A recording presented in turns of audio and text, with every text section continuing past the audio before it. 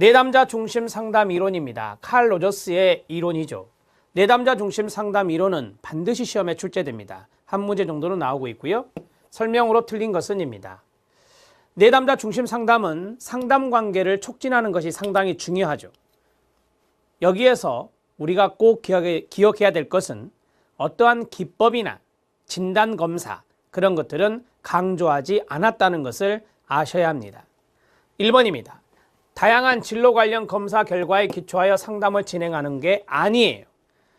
우리가 이 내담자 중심 상담이라고 하는 것은 검사라고 하는 것을 크게 중요하게 생각하지 않는다 했습니다. 그럼 이거는 무엇이냐? 특성 요인 직업 상담이죠. 특성 요인 직업 상담이 바로 이 진단 검사를 상당히 중요하게 생각합니다. 2번부터 4번까지는 이해를 해 놓으시면 되겠습니다. 로저스는 직업과 관련된 의사 결정에 대해 구체적으로 언급하지 않았습니다. 제가 앞에서 말씀드렸어요. 로저스는 직업 상담사와 내담자 간에 어떻게 하면 관계 형성을 잘할 것이냐, 상담 관계를 촉진하는 데 주안점을 두었습니다. 즉 의사결정에 대해 구체적으로 직업과 관련된 의사결정에 대해 구체적으로 언급하지 않았다는 겁니다. 상담 관계를 촉진하기 위해서 상담사가 어떠한 태도를 가져야 됩니까? 첫 번째, 무조건적 긍정적 존중. 두 번째, 공감적 이해. 세 번째, 진솔성입니다. 우리 2차 때 엄청 나오죠. 자, 그 다음에 몇몇 내담자 중심 상담사들은 끊어요. 일반적인 적응과 직업적인 적응 사이에 관련성이 크지 않다고 보았습니다. 3번 지문은 참고하셔도 됩니다.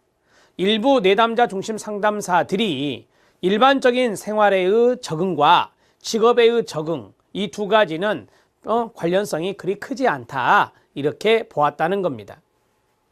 직업 정보입니다. 내담자 중심 상담 이론에 직업 정보가 있는데 그 직업 정보는 내담자 입장에서 필요할 때만 상담 과정에 도입한다라고 했습니다.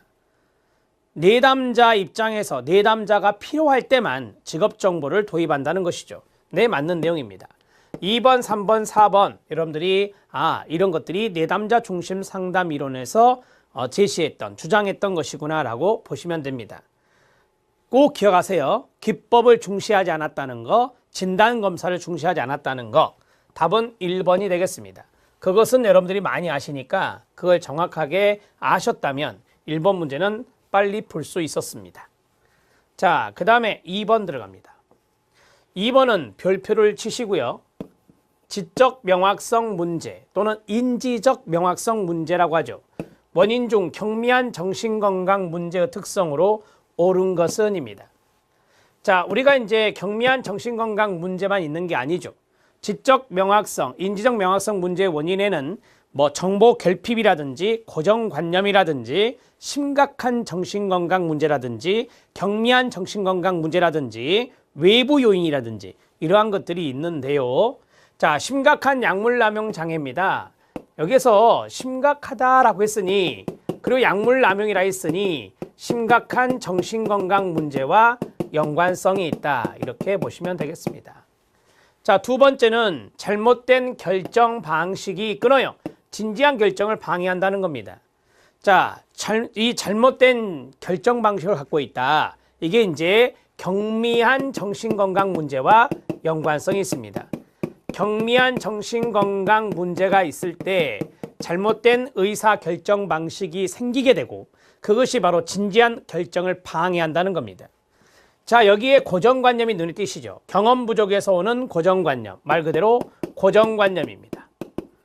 그 다음에 네 번째 고정성이란 게 눈에 띄시죠? 심한 가치관 고착에 따른 고정성도 고정관념이 됩니다. 인지적 명확성 문제의 원인이 여러 가지가 있다라고 했는데 다시 한번 말씀드리면 심각한 정신건강 문제, 경미한 정신건강 문제, 고정관념, 정보 결핍 플러스 정보 결핍 그 다음에 스트레스와 같은 외부 요인 이런 것들이 여기에 들어간다 이렇게 보시면 되겠습니다. 자, 답을 해결했습니다. 답은 2번이 됩니다. 자, 우리가 보통 고정관념이 있을 때는 직업상담을 실시합니다. 해결책이죠. 직업상담을 실시하고 그 다음에 여기 두 가지는 정신건강에 문제가 있으니 심리치료 후에 직업상담을 해야 되겠죠. 심리치료 후에 직업상담을 실시한다. 이런 식으로 조금 더 알아두시면 좋겠습니다. 이번에 답은 2번입니다. 3번 문제입니다. 3번 문제는 쉽죠. 상담사가 비밀 유지, 비밀 보장을 파기할 수 있는 경우와 거리가 가장 먼 것은입니다. 쉽게 말씀드리면 비밀을 보장해야 되는 거 찾아라 이 말이에요. 내담자가 자살을 시도할 계획이 있답니다. 비밀 보장 제한입니다. 비밀 보장해서는 안 된다는 겁니다. 비밀 유지를 파기할 수 있는 경우입니다.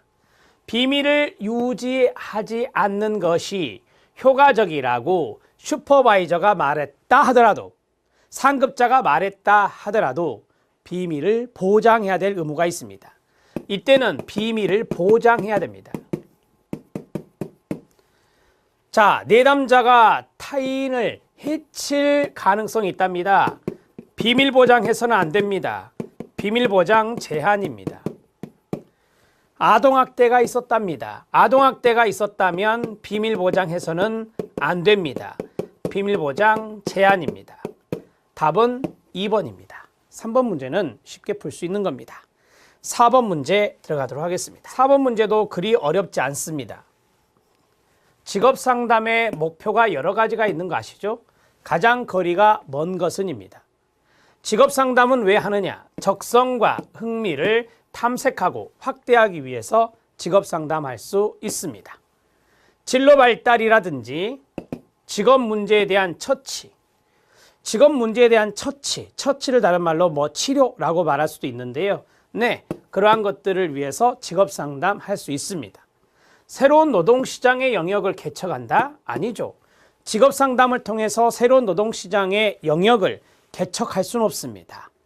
우리가 새로운 노동시장의 영역을 개척하기 위해서는 정책적이거나 제도적인 측면이 필요하겠죠. 직업과 관련된 문제 해결에 관심을 갖는 것이 바로 직업상담입니다. 여러분들 알다시피 직업상담은 임상입니다. 임상적인 측면이에요. 임상적인 측면이고, 그 다음에 새로운 노동시장의 이 영역을 개척하는 것은 바로 정책적인 측면이라고 보시면 됩니다. 이렇게 조금 이해를 도와드렸습니다. 4번의 답은 3번입니다. 5번 문제 들어갑니다. 자, 5번 문제는 생애 진로 사정에 문제가 나왔습니다. 전형적인 하루란 게 있죠.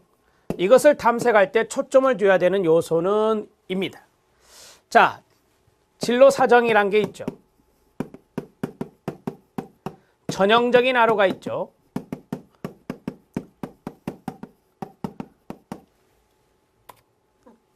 자, 그 다음에 세 번째가 강점과 창의입니다. 마지막이 뭐죠? 요약입니다. 이렇게 네 가지가 바로 생애 진로 사정의 네 가지 요소가 됩니다. 여기에서 전형적인 하루를 물었습니다. 1번, 독립적 또는 의존적 성격인가? 이게 맞죠? 독립적인 성격이냐 의존적인 성격이냐를 전형적인 하루를 탐색해서 알아볼 수 있는 겁니다. 여가 시간에 무엇을 하는가? 우리가 여가 시간에 무엇을 하는가는 여가 시간과 연관성이 있는 것은 바로 진로 사정입니다. 조심하시고, 살아가면서 필요한 자원은 무엇인가? 자원은 강점이죠. 강점과 장애가 되겠습니다. 하루를 살면서 가장 좋았던 것은 무엇인가? 하루를 살면서 좋았던 것, 이것도 조심하시기 바랍니다. 진로 사정이 됩니다.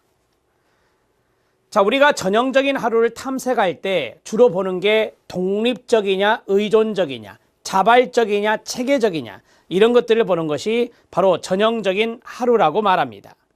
전형적인 하루, 제가 이론에서 말씀을 드렸고요. 노트도 해드렸는데 전형적인 하루를 탐색할 때 1번을 본다는 거 기억하시고,